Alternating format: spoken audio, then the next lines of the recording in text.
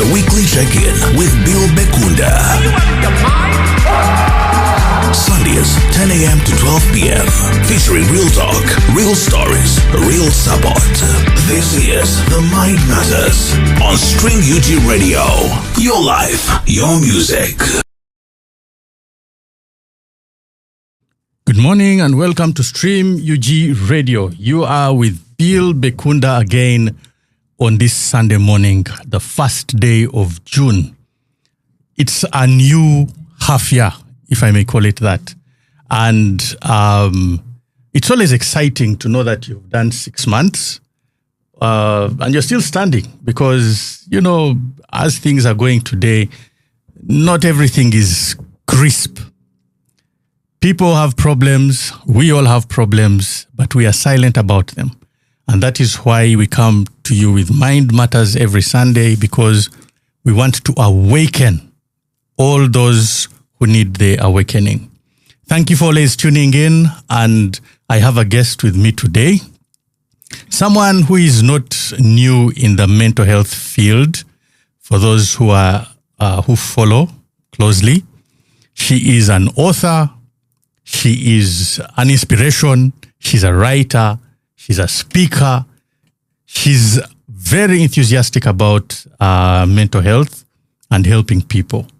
And having her in the studio with me today is... Yes, Bill. We have gone through Kavuyo. Too much Kavuyo. Life has always been about chaos. Of course, but we are now chaos and fixers. And now we are chaos free. And we are chaos free and we are chaos fixers. Yes, and you know there was this imagination that when you sober up, life is going to become normal. Right. And problems are all going to go away. Mm-hmm. And it wasn't only for us. Yeah. Even our families, they would say one thing: if only he could stop, if only she could stop. Yes. And we found it's a very big lie. Mm-hmm. But today we are focusing on the female. Yes. The female gender. Because, I mean, it's chaotic. It is. It's very dangerous what we are seeing happening in our society today. And unfortunately, the issue is how... the tactic is the desensitization of the public to the negative effects of alcohol. Yes. How it's being glamorized in all sorts of ways. Yes. How it's being, how it's being glamorized, how it's being marketed. I always talk about, if you read the National Alcohol Control Policy, it talks about four major areas, which I abbreviated to MAP, M-A-P-P, yes. which talks about alcohol marketing, alcohol availability, alcohol pricing, and alcohol production. These are all areas that need to be regulated in every way, because the way that alcohol is being marketed towards females now is actually one of the factors that is increasing their liability or their susception to falling into addiction. You know, back in the day, I remember when I was growing up, all the ads, I remember my mother's favorite beer was, I won't mention the brand name, but in those days, let me just give you a clue. There is a brewery that has just decided to bring it back. I don't know why. You people, why? Why are you bringing back that demon? Begins with a big C, right? That thing caused problems back in the day. And you know, those days the bottles were not cute and slender now. Yes. There were those big ugly bottles. King size. I don't even think they were king size. They were like jumbo size. You know, those bottles were very huge. And I remember you would look at the advertising in those days. I mean, I work in the advertising space. I've done so for a long time. And so advertising has something that it does to your psychology. Even in advertising back in the day, you would look at billboards of beers. You would look at print ads of newspapers, and you would see a certain demographic was limited to the form of marketing, to the marketing materials that were presented. Yes. You would see elder men with gray hair having a good time. You understand? If it was women, you would see the women were hanging around the men holding the beer. So what it was communicating is that this alcohol is for people who are older, you understand? Yes. But now if you look at the marketing now, from the radio ads to the print materials, the people are younger, the colors are brighter, even the language and the trends that they're using, it's basically to attract a certain kind of people, attracting young people, even the way even the products themselves. I remember when I was working, I worked for a certain brewery at some time. I was media manager for them. And I remember the brand guide that they did for their major brands was when you're marketing, when you're creating a marketing guide for a brand, you have to create an avatar of who you're targeting. Yes. So they had to create avatars for women because now they were creating flavored versions of these drinks. Flavored versions because they're trying to appeal to the palate of the woman. Yes. And so as much as many people take this lightly, this is something that is actually attracting more and more women to look to alcohol as something that is, enjoyment, as something that is, that I can use as a coping mechanism, as something that, I want to be part of the party. But at the end of the day, also look at the principle of you're also going to become part of the statistics of addiction if you're not careful, and so for me, one of the reasons that's why I speak is because many people think because I'm a lady, some things cannot. Actually, as women, we are more susceptible to addiction than men are. See, first of all, because we are the more emotional gender. So we are more likely to self-medicate. We do not have a high threshold of pain as men do. And so when you see a man has resorted to alcohol or to drugs on a high level to deal with something, know that his threshold of pain, has been broken. You understand? And so we as women, being the more emotional gender, we very easily, we can self-medicate very easily. Very, very easily. Something small happens to us. Oh, trauma. I'm depressed, So all these are all factors that we need to look at when it comes to alcohol and substance use when it comes to women. Yes, Che. It's really serious, by the way, because it's very serious. People really don't understand how bad or how badly the lady or the female is affected. Yes. And it's very important for them to know. Why I decided to even talk about this is because I was called somewhere. And the reason they called me was because they wanted to understand, is it the same for men and women? And you've just hinted on it. And somebody also asked me, why is it that women are expected to drink less, or that if they take two bottles, it's equivalent to a man taking 4 bottles of a drink? Yeah. Why would that be? No, you see, Bill, the thing is, I know we live in a world where we say what a man can do, a woman can do. Yes. But the truth is, women, we are built different from men. We are in some spaces, especially in psychology, you'll see women being referred to as we are smaller men. The threshold that men have is not what we have. So even when you look at women having a lower level of metabolism, that means we break down things slower. Yeah. And so alcohol starts to have higher concentrations in our blood because of that. Yes. And so that makes us more susceptible to addiction. Also our internal plumbing is different from you. We have a uterus, we have estrogen, we have hormones, we have a time of the month that really no woman looks forward to, because our whole body goes haywire. Now, if you're someone who drinks and you now turn you now ruin your body chemistry, and you now start confusing the estrogen. One, your menstrual cycle starts to change. Yes. You also start to have more and more cravings, because estrogen, if you actually do studies, estrogen actually increases or stimulates the presence of dopamine. You understand? That's why a lot of women, you can actually ask women whenever their period is about to come, they start drinking a lot. Yes. Actually, some of my friends would tell me, I've been craving. Back in the day, they would say, I've said craving a certain type of alcohol. I know it's a time of the month. Yeah. And so as women, we need to know that we are different. We are built differently. Alcohol affects us differently, psychologically, physiologically, biologically. And that's something that women need to look into and actually be aware about. And I don't think they acknowledge it, because people also still think that women, it's emancipation. That the men are trying to make it their world. You see, there is also a joke. There is also a joke that was like, there is a need for coal miners, and they were showing coal miners, men underground, digging, and they were like, this is not fair. We need more women here, 50-50. So it's not just that it's men against women. It is more that the physiological body of a person does not accept certain things. It cannot handle certain things. Yes. And she has mentioned the different hormones that we have, estrogen and testosterone. Yes. You have also mentioned the emotions Yes, the woman we has. are the more emotional gender. We have a lower threshold of pain than men actually do. Yes. You know, so when a woman, one thing about women is we self-medicate, and that is a problem. We self-medicate. Bad day, go for happy hour. 2 cocktails turn into 5. I tell the friends, now the ambozi is sweet. Now the mgagas come. You understand? Yes. And this starts a vicious cycle whereby people don't understand that however much alcohol you drink, whether you call yourself a social drinker, you know, people have given themselves all these titles. I'm a social drinker. I'm a once a week drinker. I'm a once in 3 months drinker. No matter how many times you subject yourself to alcohol, it rewires your brain chemistry. Whether you're someone who drinks over 100 bottles in a night or someone who drinks 1 bottle in a night, every interaction that you have with alcohol has an effect on your brain chemistry. Yes. Yeah, and so now that's the whole point. We want people to understand the what's really going on. Yeah. Because it is not simply as it seems, because it has been glamorized.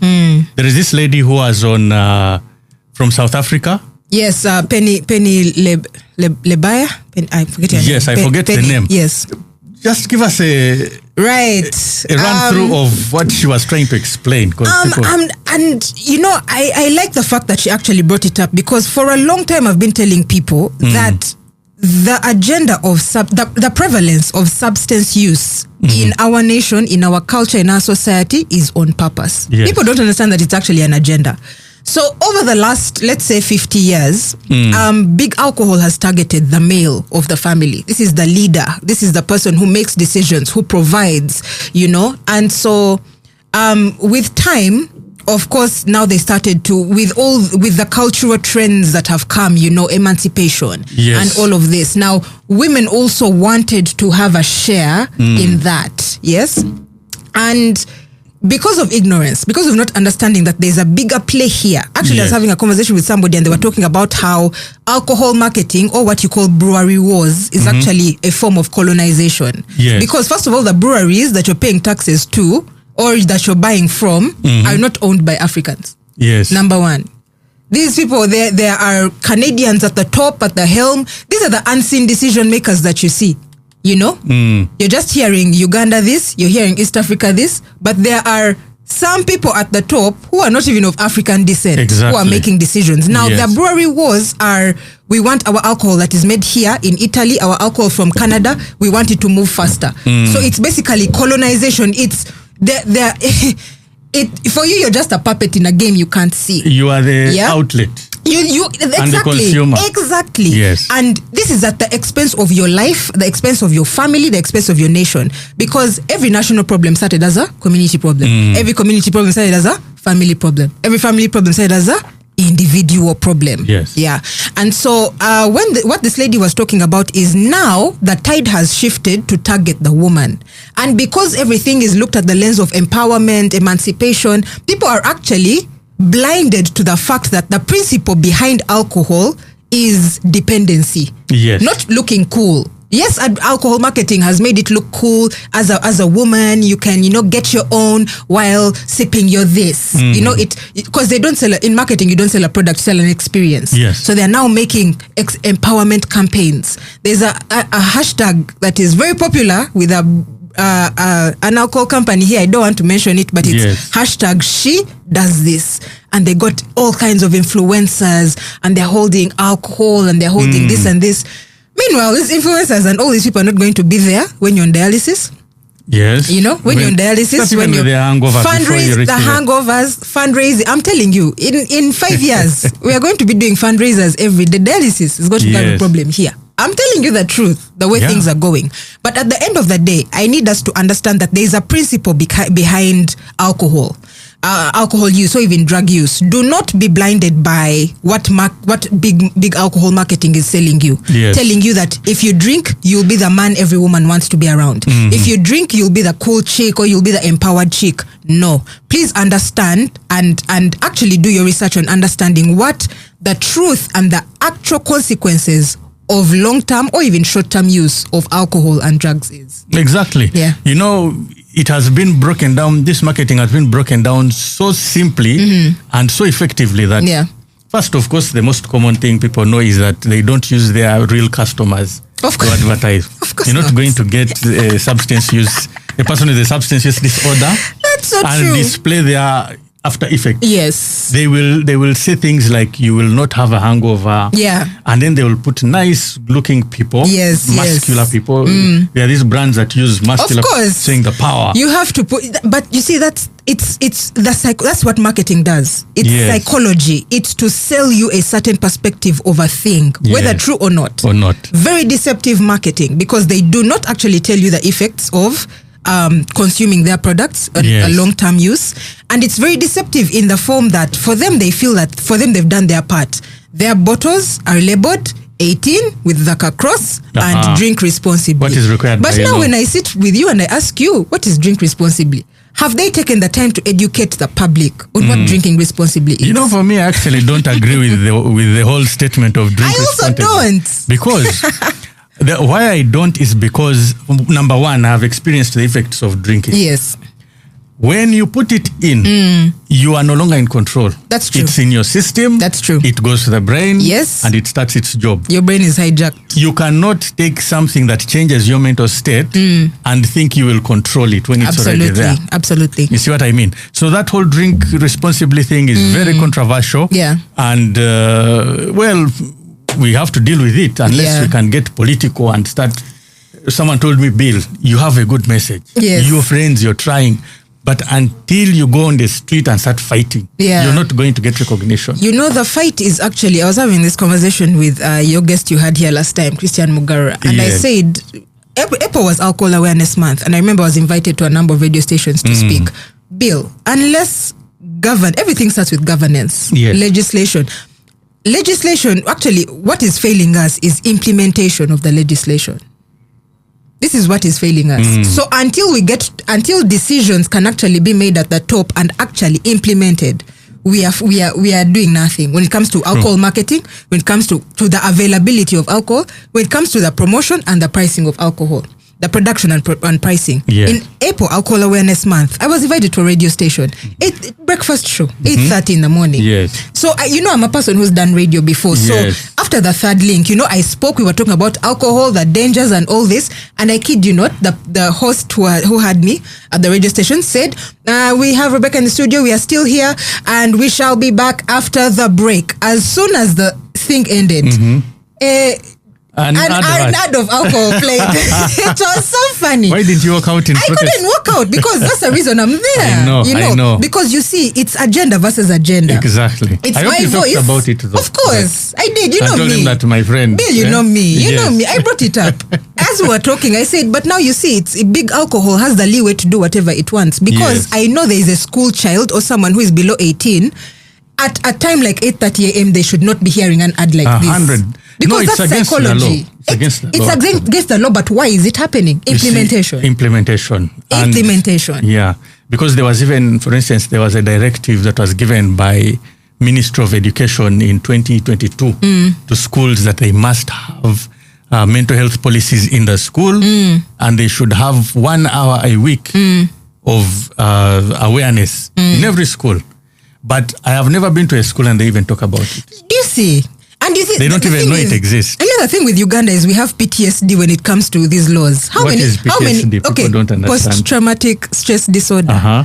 Now, I can give you a bill. You've lived in this country for a long time. How many bills have been proposed in this country? Smanya miniskirt bill. Yes. Smanya shisha bill. Smanya no tobacco bill. You remember the time when they brought tobacco? Me, I was still smoking at that time. Yes. And I remember I would walk Kabira with a cigarette during the day. No one stopped me. Yes. After they had said, we are going to arrest whoever is smoking. Shisha. Smoking zones. We went in our favorite joints. There were no smoking zones. So the implementation is rubbish. And this is failing us. Exactly. This is failing us. I have a friend who told me last week, she said she was walking through a certain mall. I think it was Acacia Mall. And as she's walking, there was a company. It's a very, I don't, describing these alcohol companies, I don't want to get in trouble. Yes. But it's a very creamy, luxurious drink there made by one of the breweries. Yes. And so they had a stall just there at Acacia Mall.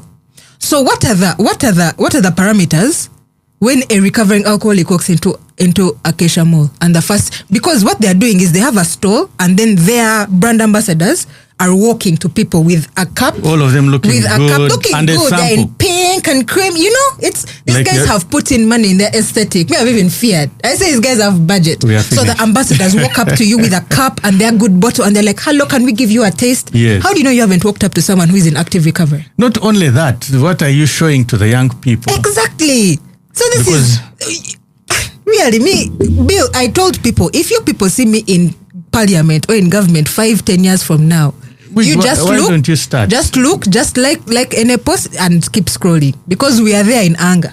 Yeah, and it's serious. But that's why someone said, unless you pick up your pickaxes and pangas and this is walk what on I was the telling street. Christian. I told him, you and Bill, you're the people we need in government. We need you in government. That is where we can fight. Yes. You understand? That's That the is only true. place we can fight. It has got to be political. Yeah. So let's get back to how it affects the female. You know, we've talked about how, you know, a lady should take less than a man. Yes. And there is something about the blood alcohol content, which I was checking out. Yes. They say that the blood alcohol content of a female is higher than that of a male. Yes. And the reason is that there is an enzyme in the liver that a female liver produces less of than a male, and therefore it cannot break down the alcohol as fast. Yes, we have higher blood concentration. Yes, so it remains flowing. That means the alcohol concentration becomes high as well. Yes. So we say that there are more drunk women the next day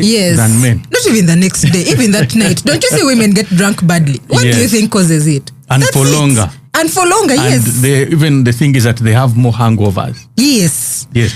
But there are also other risks, you know. A man is usually, not always, not like me. I don't have big muscles and what. I'm seeing a friend of mine here, Mark Blessed. There is the idea that because you're weaker by design, yes, you're more susceptible to harm. And when we relate it to your story, what are those harms that you yourself faced during the time of your using? I'll be honest. For me, I got to a point where, okay, let me put it this way. Usually alcohol is not the problem. It's what it comes with. Okay. It's the bad decision making that is made. This is where now people start rejecting work, poor financial management, you're ever in debt. Now you think you can drink and sleep with everything that is around. Now all caution goes out of the wind. I remember my drinking escalated in my second year, when my second attempt at university. Yes. And this was the time I became very, very promiscuous. And that was the time I had my first abortion. Okay. And I'll be very honest. There's all this talk about abortion. You know, there's this language in the world that has come today that is trying to make bad things sound good and empowering. I don't like that rhetoric. Yes. There's nothing glorifying about having an abortion. Yes. There's nothing glorifying about denying a life a chance to come into the world. And people are fighting for it. And it also has, this is as someone who has actually gone through it, not once but twice. Yes. I can tell you that it has a toll on the person who does it. First of all, the procedure that you go through, and not everybody has the support system to go through that kind of experience. Some people can't tell family, they don't want to be judged by friends, so all they can sit with is their cigarettes and their alcohol, you know. And so it's something that haunts a person for a long time. Yes. You know, and so that's part of the poor decision making. But also physically, my body started going haywire. I lost so much weight. I remember when I was now homeless on the street, I lost 40 kilos in 3 months. My skin became dry and ashy. I looked like I had dreadlocks. Now, I want you to imagine a person with no money, a woman with no money, my dread. I looked like, you could think me and Butcherman are related. Okay. My dread was like from here up to here. I'm telling you the truth. Do you understand? I shouldn't be laughing, but... Also when it comes to there's a shame. I don't want to use the buzzword stigma. You know, we use this. There are some buzzwords I don't like using anymore. Yes, yeah. There's a shame that comes around with being known as a woman who drinks, and I can tell you this firsthand, not just from my account, but from my mother's account. Growing up, of course, we could see. I saw my mother deteriorate from alcohol from towards the end of her life, because she passed when I was 14. But from when I was 10 to 14, I started to see the really dangerous. What is really happening? Yes. Now that's when I started to see her skin. My mother's a very beautiful woman. She was light skinned, but in the last 3 years of her life, she started to develop what I know now as jaundice. Okay. She became yellow. Her fingernails were yellow. She would hide in her bedroom. You know, if you wanted to visit her at home now, this was a person who was throwing parties from Wednesday to Sunday. Everyone was partying. But you know, when people start to talk and think, what's happening with Mchalahu? What's happening here and there? So there's that shame, you know, that isolates you, that keeps you, you know, it has a toll on your mind. Yes. You feel like nobody understands what you're going through. First of all, to this day, I don't understand what would make her drink to that level, because she was at a point where she was drinking 2 mizinga a day. Yes. That's a lot. That's a lot. That's a lot. Do you understand? I'm here saying that was a lot, but I surpassed her. You surpassed. Now I had even. I was now doing 1.5 packs of cigarettes a day. Wonderful lady here could drink more than 2. Yeah, how many liters are in a Muzinga? No, Muzinga is 750 ml. 750 ml. So she was doing about 1.5 liters. Yes, she was doing 1.5. Me now, if there was even no counting. There are times when I would now reach the Wagaga. They knew this Muzinga is for Che alone. Then on the side, I would have my things. Because now towards the end, like towards 2019, 2020, yes, my palate had now changed. I was now drinking things. They even made the ones of 100 ml. Yes. First leave the sachets of 200. They're now the very tiny ones. Yes. It's like as if you've bought ball gum and you just put it in the mouth. You bite like a thing from inside and it stays in your mouth. The very tiny one. So wouldn't you like, when you get very high, wouldn't you like black out anywhere? Now you see, this is the thing, Bill. The more you drink, the higher your tolerance becomes. Yes. And this was actually my curse of being homeless on the street. At this point, I had been drinking for almost 15 years. So my tolerance is to have called Jack Bowers. If you remember Jack Bauer, the series, 24, the series, there was a character called Jack Bauer. So we were now drinking 24 hours in a bar without going home. So we would do 3 in a row. We would start Thursday, Friday, Saturday, until they chase you from the bar. Now there was a bar here in Tind around here. Okay. I don't know. When I came back from Nairobi, I saw it was still open. If I had a bulldozer, I would go and just knock that place down. Because that place closes. It closes at 10 p.m. Yes. But it opens at 5 a.m. So all other bars in the neighborhood, when they chase you from, I don't want to mention bars names. Yeah, when you chase from this bar, everyone, as soon as they say, guys, we have closed the fridges, someone just stands up and says, guys, everyone, we are going to. They mention the name. And everyone in a line, the cars, those came with borders, you follow in a line from everyone. So now that's another step of drinking. You start at 6 a.m. To make it worse, I was the DJ of that bar. So you start at 6 a.m. Now the DJ, people would come, they're like, but a woman who knows her music, she also drinks. So I was like a spectacle. Yes. You understand? So me, I had free alcohol. Standard procedure. I couldn't play when sober. Impossible. So, I would stand and play music. And because I've always loved music from when I was young. Yes. So for me, it was like a comfort. If you wanted me to see me at my happiest, I'm in a place that either has loud music or I'm playing music and then there's alcohol in front of me. At that point, Ghana government I get it.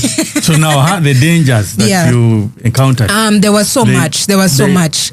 About when you woke up in a man's in a room with a man. Because those are things that happen. Yes. We have seen girls being lifted from clubs. Yeah. You don't even know whether they are with the person who has lifted them.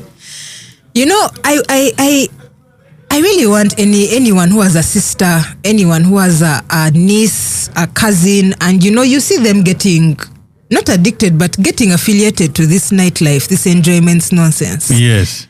Have a talk with them. Be a voice of reason in their life. That time, in 2019, I got news that my brother had passed in the UK. He had passed the same way my mother had passed from alcohol-related complications. Yes. He was found in his room dead. He had been there for 3 days. So when I got the news, I remember I was in a bar and I was so sad, and I said, if this happened to Mom, this has happened to Kenneth, why won't it happen to me? I had now been on the streets for about 4 years. So you're on the streets because you left home? They kicked me out of home. Because of your drinking? Yes. Okay. My father kicked me out of home because in hindsight, I understand, there's a lot of ignorance also. We are going to come back to the point of me on the street, but this is an important point, especially for family members or people who have loved ones dealing with addiction or substance abuse. Yes. There's you need to understand why a certain person is acting that way. Because in hindsight, I understand my father, imagine seeing something manifest in your wife, now it's manifesting in your youngest daughter. Yes. He didn't know what to do. Then there's also Abantu Abogeda. People are talking because he was a respected member of society. You know, he had even stopped going for events because people were talking. People said the girl is drinking like her mother. You understand? True. So as a man, that kills your esteem. You understand? It's like amakaga kulemie. Do you understand? So in hindsight, I've never had that conversation with him, but I also now understand that a lot of people don't know what to do when addiction enters your home. It has gone too far. It has gone too far. You don't even know what to do. You just tell the person, I can't deal with you, you go. But also there is the thought that this person is just a nuisance, they have bad manners, they are disrespectful. Yes. Nobody wants to connect it to the condition. Yes, and a lot of times that bad manners and disrespect is just a mask for shame. Also, sometimes addicts don't want to be blamed. Yeah, they don't want to be. No one wants to be blamed for anything. Because if your child gets spoiled, even you yourself, the person who's drinking. A lot of people don't understand that when a person who's drinking alcohol or smoking or doing drugs, when you see them take alcohol or take those drugs, know that there's a war that has taken place and they've lost. A lot of people think that people just want to drink, or so they come to a place and they're like, you know what, this is not right. They might not say it out loud, but it's happening in their mind that this is not right. I really want to make things right. But they just don't have, they reach a point where they don't have that control. So for you as when you reached that point of you knew something was wrong, but you didn't want to admit it. Yeah. Why didn't you? What were you feeling at the time yourself? Why you couldn't say it? That's a good question, Bill. And I want to tell you that, you know, this is a very common question. And I always tell people who ask me this question, saying that at what point did you get to and you realize, can I tell you the truth? There was no point. Yes. Me, where I had reached, I had fallen in love with the dysfunction of homelessness so much. Chaos had become my new peace. It was the so normal. much. My cousin in the UK, my cousin had built a house in Gayaza. They put me in that house alone for 5 days. I stayed for 5 days and I walked out because it was rest and order. Rest and order and peace. You wanted the commotion. I wanted commotion. I said, I want to walk from bar to bar in the night. I want to smoke. It was too much. And if somebody tells you that is not good for you? In that time, your mind, you see, the mind has been hijacked. Yes. You have a different perspective on life. You just want to drink. You just want to, and also, by the time I had been on the streets for 4 years, at this point I had now come to the conclusion that this is the life that I'm meant to live. You felt this cast is the life. Not even cast. Me, those things now are not even coming to my mind. Me, I now say it. It had even become an identity. People would call me the real lumpen. It was even my Twitter handle. The real lumpen was my Twitter handle. Everyone knew. I even had started a marketing agency there called Lumpen Media.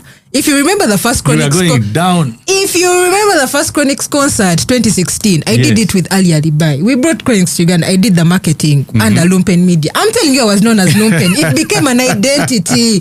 This Rebecca Makyeli you're hearing, this one came in 2020 after I went in my private rehabilitation. Yes. Otherwise, I had been known as the Lumpen. That was my name. Ask anyone who has known me, you know.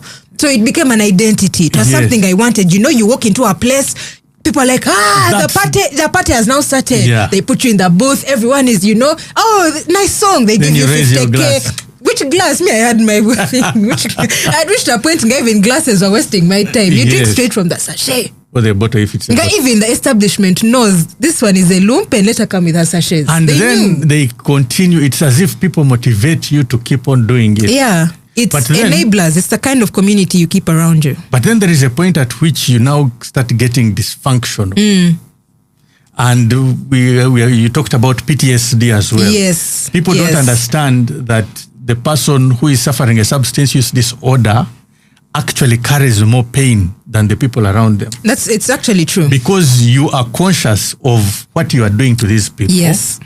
But you cannot control yourself from not doing it. Yeah. How did that affect you? It was so bad because, first of all, I realized that I had started drinking to numb out all these things.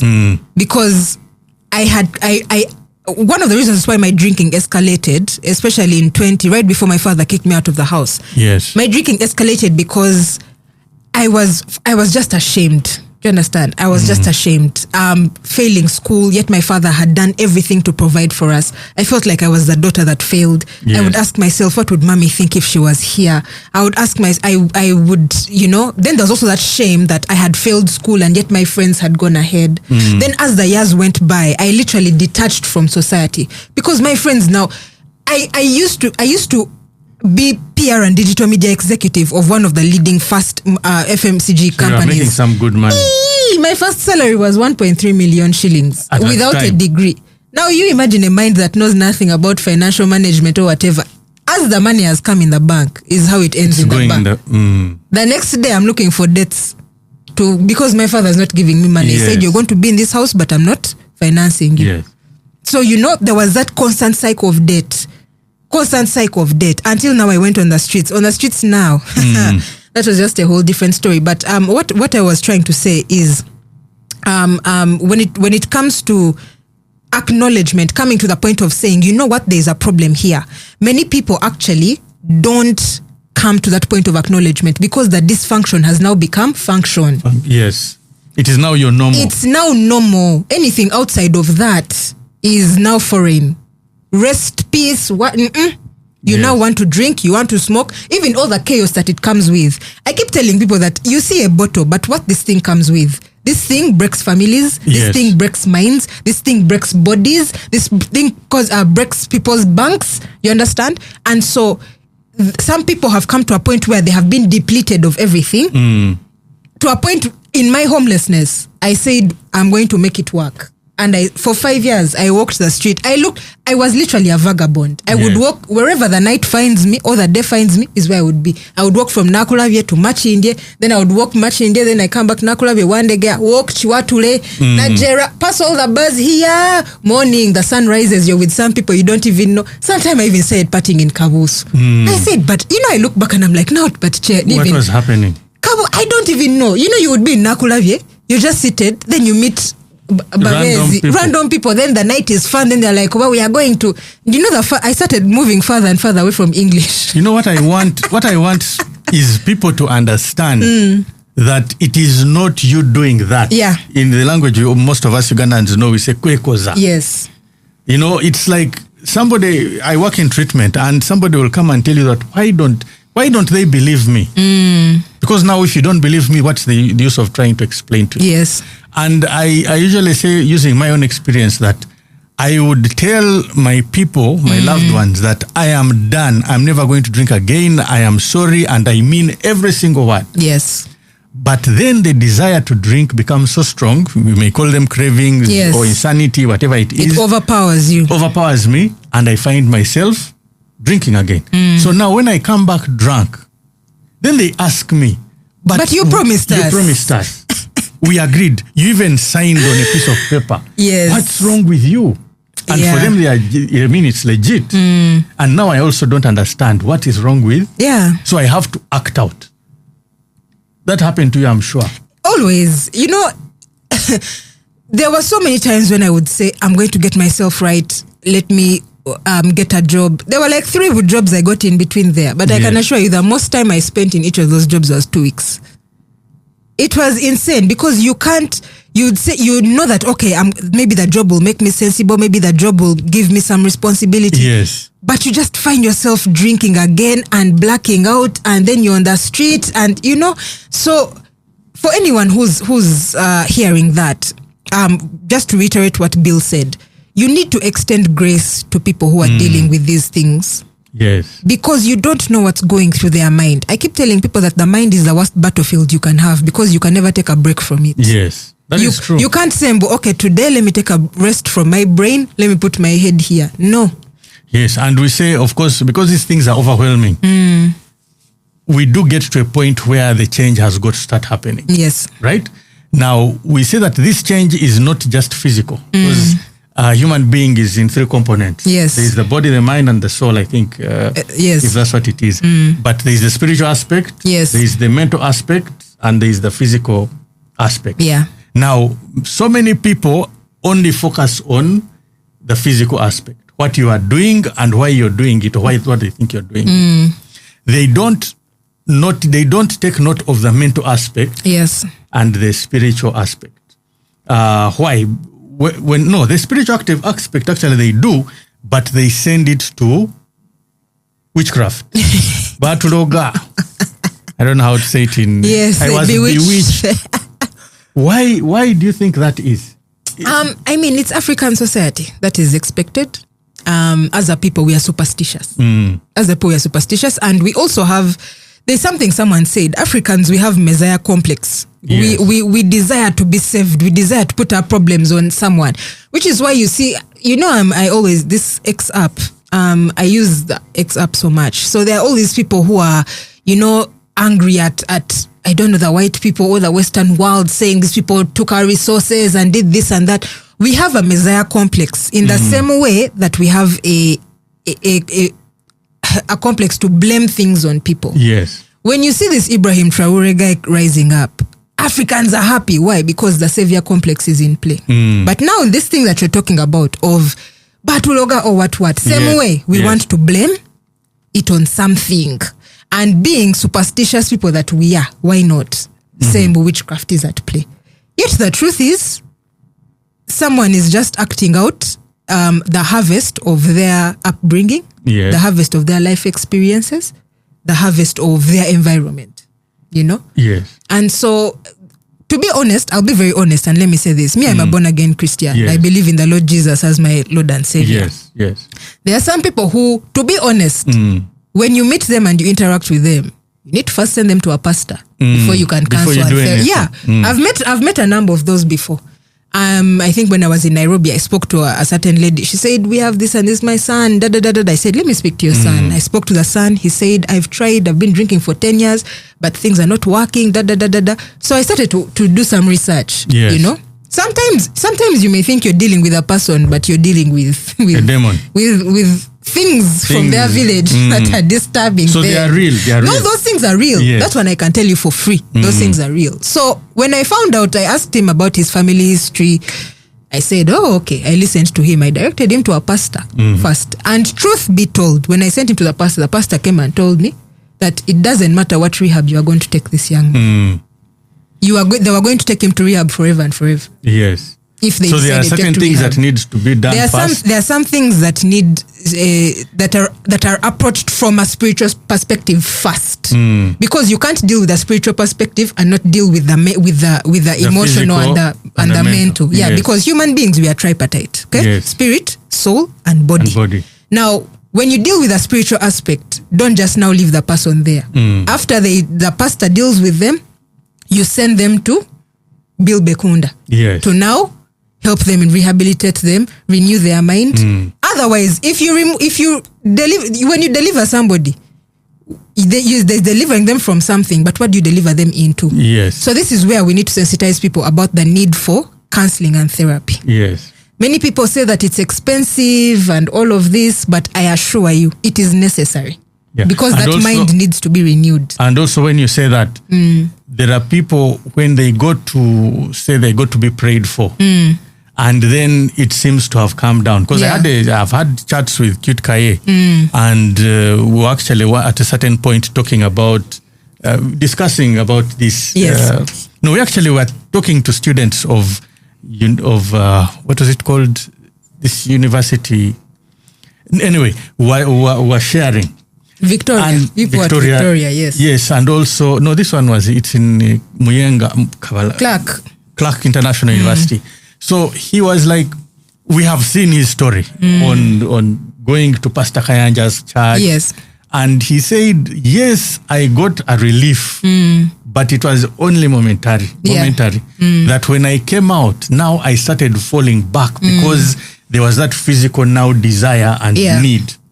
And until he finally got rid of that, he went through multiple treatments. Yes. And it enabled him now to get on his feet. Yes. And then he continued with his spiritual beliefs, which are Christian, just like. Yes. Yeah. I'm also a Christian, and I follow the same beliefs, but my angle comes from speaking to a wider group that I really don't push it much. I leave it to pastors to push. So we say that it is the same way you deal with the body, mind, and soul is the same way you deal with it when it comes to the recovery. Oh, recovery, and we okay. shouldn't ignore that. Yes. Secondly, there are traumas. I really like going back to that PTSD. Yes. There are traumas that you face because of your using, and you know they are not because you wanted it. Yes. Like say a woman is raped. You didn't ask for it. Yes. You just got drunk because you wanted to escape whatever it was you were escaping.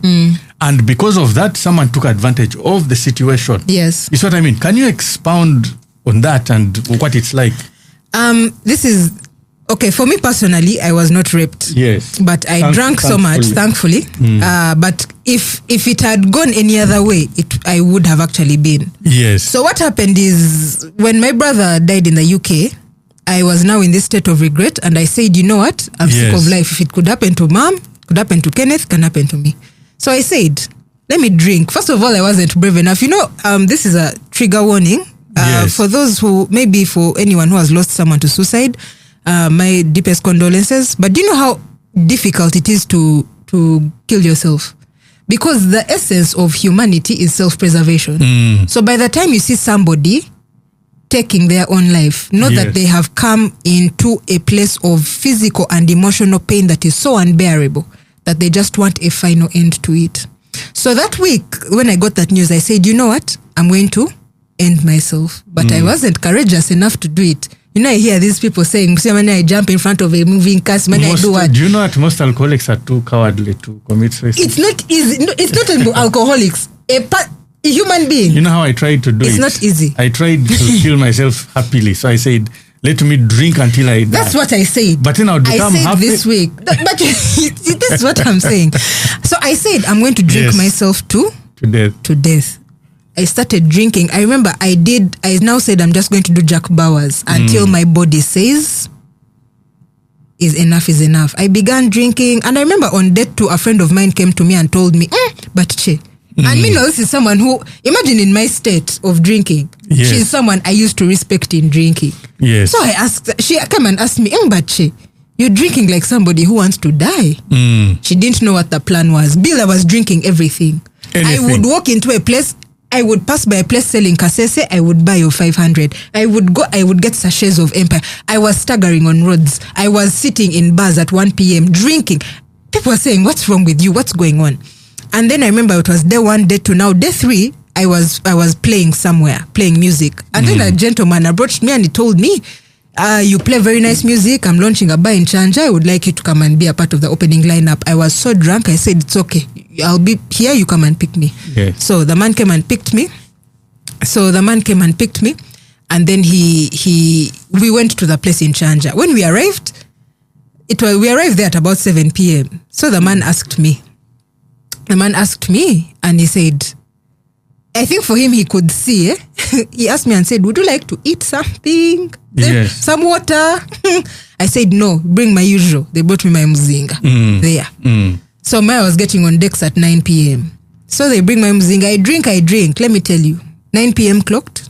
I got onto those decks. Bill, those decks were the last thing I saw. Yes. My body shut down. They were the last thing I saw. So when I walked the next day I woke up, I was in a very tiny room. You know, in Luganda, there's a saying, yes, you'll always find your way home. And even as a drunkard, as much as I was homeless, I had my familiar spots. However drunk I was, there was a restaurant there that I would go and I would bribe the askari who would let me sleep there on the side. There are places I had. So I woke up in this room and it was white. I said, this is a mistake. Yes. And I was not even hungover. I was still drunk because I'd been drinking 3 days straight. Yes. So I looked to my right. I was on a mattress on the ground. I looked to my right and I see a gentleman. Yes. And in all my drunkenness, I knew. Yes. In all my drunkenness, I knew that there is no way, Che, we're going to be compromising ourselves like this. Yes. You know? So I wake up. I see the gentleman. I now start panicking. I walk towards the door. I'm staggering towards the door. It's morning. It's like the sun is now coming up. I stagger towards the door. I opened the door. I found it was locked. Now my panic mode I just said shouting. You're sobering up. There was no sobering up there. I was still, the alcohol was still fresh. I was not even a bit hangover. I'd been drinking 3 days straight. So I'm staggering. I opened the door. It's locked. Now my panic I just began screaming and shouting. So the man wakes up and he says, can you stop shouting? I shouted even louder. Hey, help, open. Next thing I knew, his hand came over my head like this. And he starts to strangle me, to choke me. This man was not choking me, but quiet. He was choking me to kill me. You know when they say that your life flashes before your eyes before you die, it happens. You started seeing. I said seeing my dad. Because now it's 4 years, no one knows where. There was no time for repentance. You're high, you're about to die. Okay. There's so much happening. You know, they're just white flashes. Yes. So as I was just about to pass out, he asks me, are you going to stop screaming? Then I nodded because I was so weak, I couldn't talk. So I nodded. He put me on the bed and he said, telling me what happened. The previous night when I was on the decks, the last thing I saw, it turns out I passed out at the decks. So the waiter of the bar carried me and put me on one of the couches. Yes. So this man was seated on the table with his friends next to this couch. And then one of his friends he actually told me I'm an army guy. He pointed at the car outside. It was a real army car. Okay. He said, I was out with my friends. The bartender came and put you there. Some very random place in Chanja. Believe in me, I looked at myself and I said, che, what was I doing here? Then the man says, the bartender came and he sold me to his friend. You've been for sold 20K. Bill, 20,000 now shillings. You are a slave for 20K. 20,000 shillings. Because of a drink. But it so happens, and I really believe God was in this situation. It so happens that when this man sold me to him, this guy got so drunk that this gentleman was touched and he said, let me take this one home.